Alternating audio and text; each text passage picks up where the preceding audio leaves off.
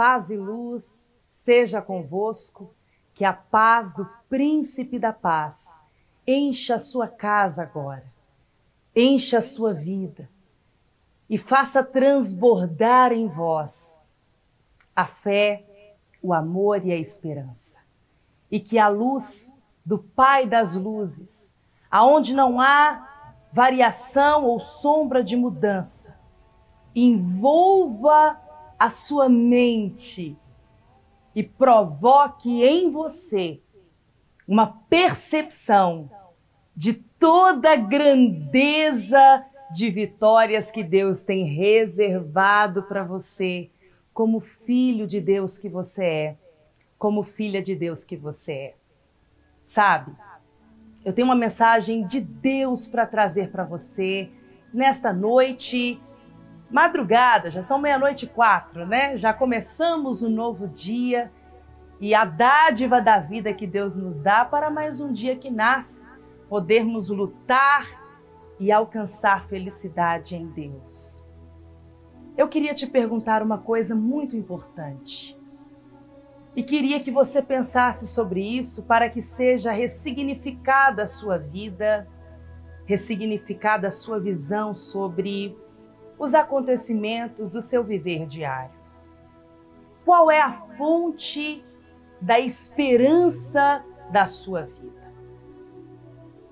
Você tem esperança em quê? A nossa esperança, ela deve vir somente de Deus. Ele é a nossa esperança. E como pastora, apóstola, que quer dizer mãe da igreja, aquela que acolhe e ensina a fé à luz da revelação do Espírito de Deus, eu tenho observado, dia após dia, pessoas que num desespero de um sofrimento tão grande em suas vidas, têm erroneamente buscado esperança na vida que esta pessoa julga ser pior do outro. Vou explicar melhor para você.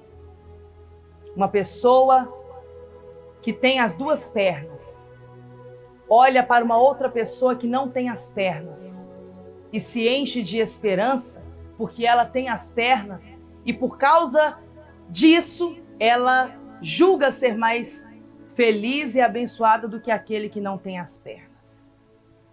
Sabe, temos que ser gratos a Deus por todas as coisas, mas a nossa esperança não deve vir de algo alheio. A nossa esperança não deve estar no pessimismo de comparação a uma vida do outro que você diz ser, ao seu perceptivo, inferior à sua ou mais difícil do que a sua. Limitações físicas, o exterior de uma pessoa, ele não é a razão para você fazer uma análise de quem ela é verdadeiramente. A nossa esperança não está no outro. A nossa esperança não deve estar em homem ou em mulher alguma, mas a nossa esperança deve estar em Jesus, porque só Ele é capaz de verdadeiramente mudar a história da nossa vida. Quero convidar você neste momento a separar alguns minutos da agora para frente para fazer uma reflexão comigo nas Sagradas Escrituras e que o Espírito revelador de mistérios, o Espírito de Deus, venha alimentar você através desta palavra viva e eficaz, para que você possa se empoderar de uma fé viva e violenta, mas também ser cheio da esperança que te moverá a partir de hoje a coisas grandes, boas, perfeitas e agradáveis, que é o que Deus tem para você. Tire o seu foco do outro. Não se compare a ninguém. Você é único. Você não é a soma dos seus sofrimentos, não. A sua vida não chegou ao fim, não. Uma mulher disse assim: eu vivo porque sou obrigada. Eu cresci numa igreja evangélica, cresci ouvindo a palavra de Deus e sei que se eu dar cabo da minha vida, eu não tenho salvação. Então eu me vejo obrigada a viver essa vida terrível de sofrimento que eu tenho. E eu te pergunto, na pessoa inteligente que Deus fez você, é isso que Deus quer para você como filho de Deus, como filha de Deus? Essa é a vontade de Deus para um de seus filhos, que sejam forçados a viver aqui na terra uma vida de sofrimento? Claro que não é. Claro que não é. Eu acredito nos propósitos de Deus. Eu acredito que não é uma coincidência nós estarmos aqui juntos em espírito, recebendo de Deus esta revelação, esse despertamento para mudar a história da sua vida. Eu não acredito que é por um acaso que você me assiste agora. Eu acredito piamente que há um propósito de Deus em me colocar aqui no seu caminho e fazer você assistir essa programação agora, para que você seja despertado pelo Espírito de Deus. Há um poder que Deus te deu. E esse poder se chama fé. Eu sou a apóstola Sol e eu vou interceder a Deus em seu favor. Eu vou orar por você daqui a pouco. Mas agora preste atenção no que o Espírito de Deus diz pela sua palavra. Não é a palavra de um homem ou de uma mulher, mas a palavra de Deus. E nela há poder porque nós buscamos a revelação do Espírito para que haja o alimento do nosso espírito e a renovação da nossa mente. Preste atenção. Aos Hebreus, capítulo 10, versículo 38. 38 em diante. Preste atenção. Diz assim: mas o justo, o Filho de Deus, filha de Deus, eu e você. É interessante que nessas primeiras palavras eu já posso trazer uma mensagem inteira sobre o justo, sobre quem é filho de Deus. É interessante que Deus, ele é pai de todos. Mas ser filho de Deus é uma escolha que nós fazemos em reconhecer Deus como nosso Pai, através de Jesus, o nosso único Salvador. Então nós que cremos em Jesus como nosso único Salvador, nós nos achegamos a Deus como filhos de Deus. O justo viverá da fé. E se ele recuar, a minha alma não tem prazer nele.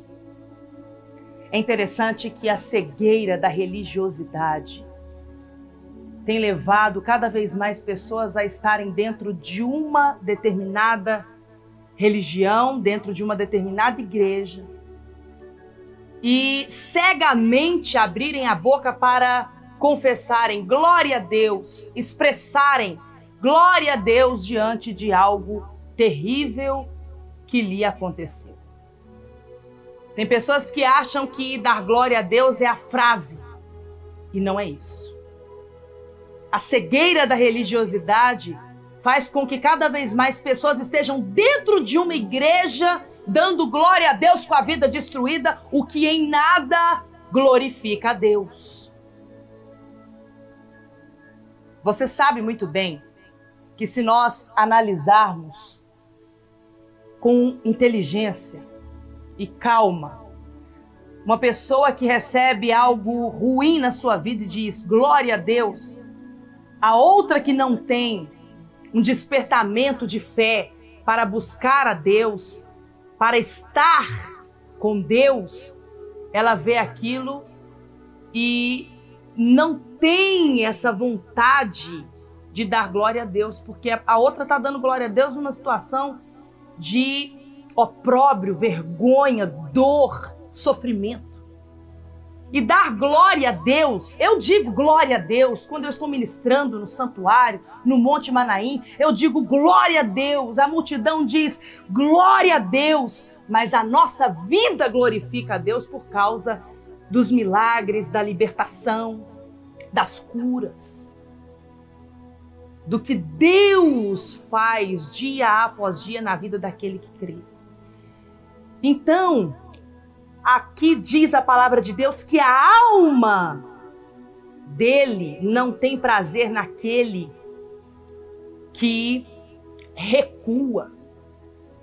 Ou seja, aquela pessoa que aceita o sofrimento imposto pelo inimigo na vida dela e começa a viver se alimentando da dó dos outros, né?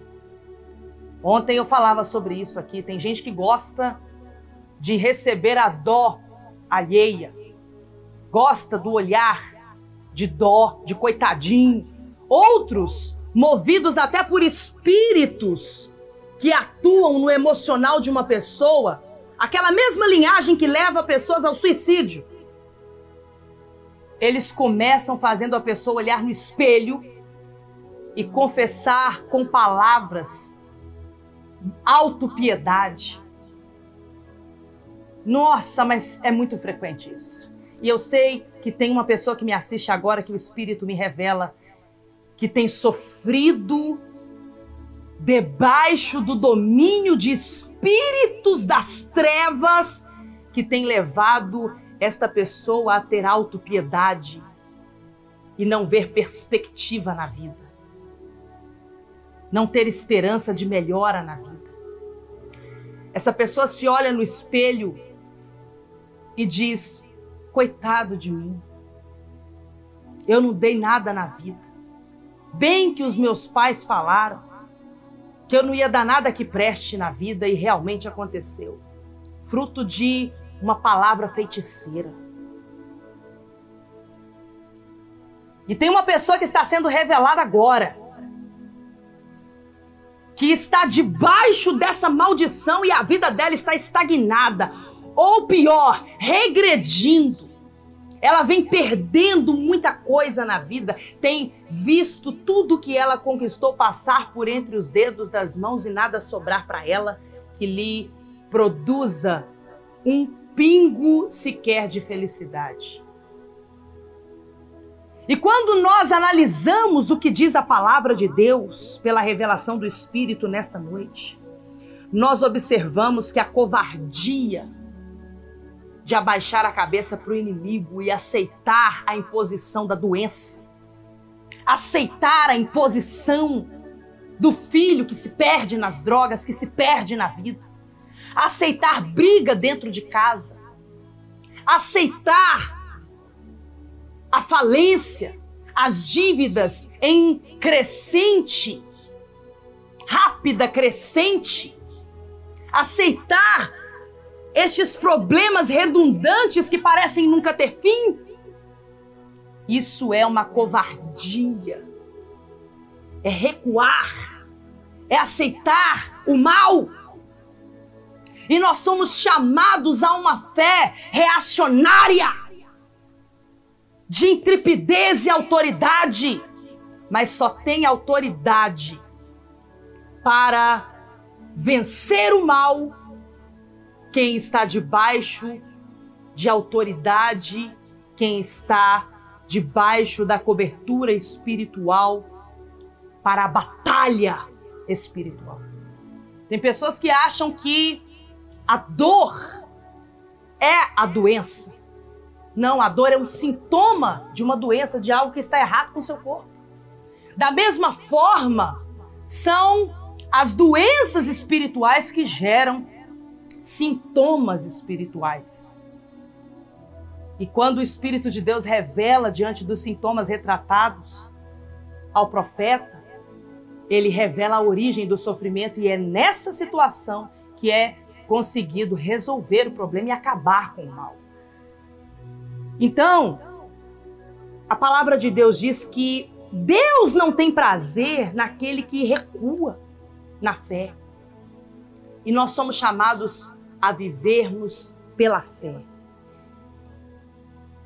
Nós, porém, não somos daqueles que se retiram para a perdição, mas daqueles que creem para a conservação da alma.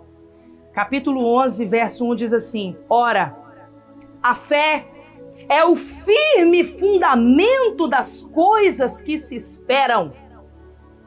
O que você espera em Deus é o que te deve gerar esperança.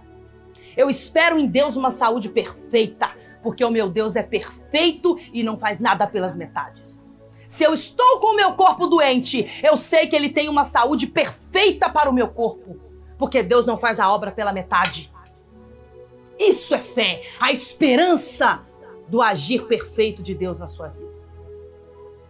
E quando você tem essa fé e é movido por esta fé, de buscar a excelência, o máximo que Deus tem para você, isso é o que glorifica a Deus, porque você alcança.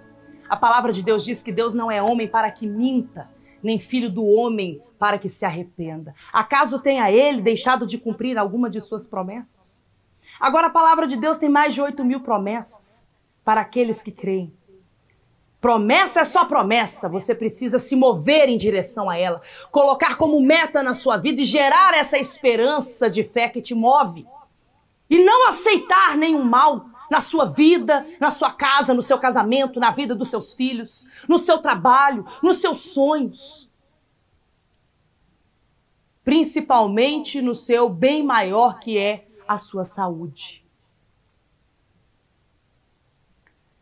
Para encerrar, maravilhoso, marque na sua Bíblia para você ler sempre quando você buscar entender o que é ter fé e buscar esperança, porque a sua esperança deve vir de Deus. Olha que força esse texto. Ora, a fé é o firme fundamento das coisas que se esperam e a prova das coisas que não se veem.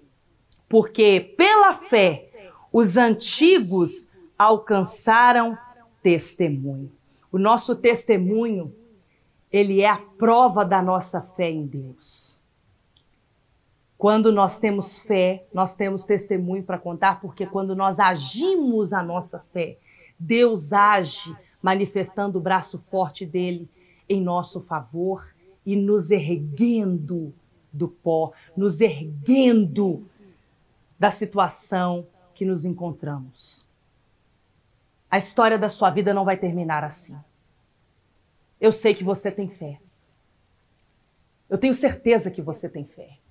Talvez uma fé mal direcionada por alguém que até tentou te ajudar com boa vontade, mas não tinha conhecimento espiritual e força espiritual para te direcionar a uma fé de resultado na sua vida. Eu tenho certeza que você tem fé, porque foi Deus que te deu a fé que você tem. Ela só precisa ser canalizada ao empoderamento para que ela transforme toda a história da sua vida. Eu sei também que você não desistiu da vida. Você pode até em algum momento de extrema angústia ter dito: eu não aguento mais essa vida. Mas eu sei que você tem fé que as coisas vão mudar. E vão mudar porque você tem fé em Deus.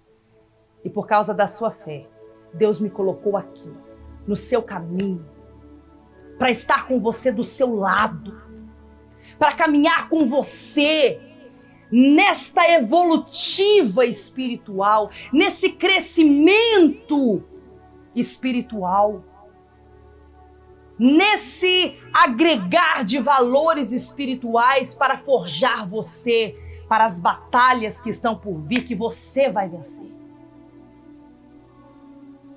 Erga a tua cabeça, anima-te! Não deixe nenhum sofrimento impor sobre você derrota, porque Deus te chamou para ser mais do que vencedor.